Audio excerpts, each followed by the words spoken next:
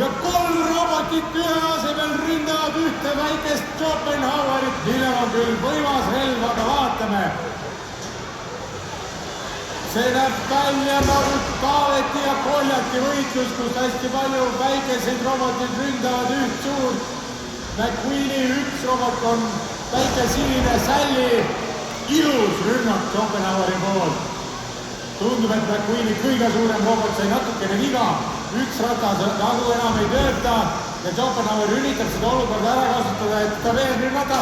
Jaa, McQueeni robotil on suits väljas, see kindlasti enam ei tööta. Uskumatu, üks robot on põlenud, nüüd on Schopenhaueril valik, kas ta püüab need teised kinni või mitte.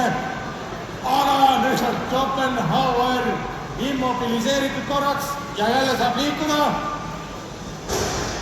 Uskumatult teine rünnak McQueeni vastu.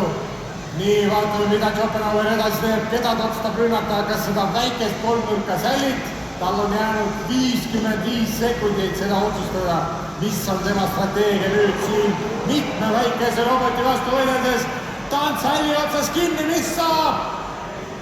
Mida see tähendab, mida kohtunikud soovitavad siin praegu teha?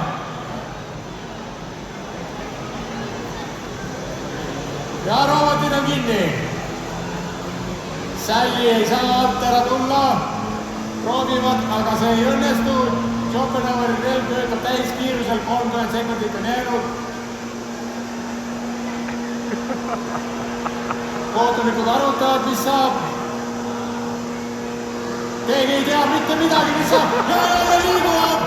16 sekundit jäänud, kas Schopenhauer suudab, kas või selle väikese. Oi! 7, 6, 5, 4, 3, 2, 1 ja matš on läbi. Kes siin võitis, ma arvan, me kuuleme kohe.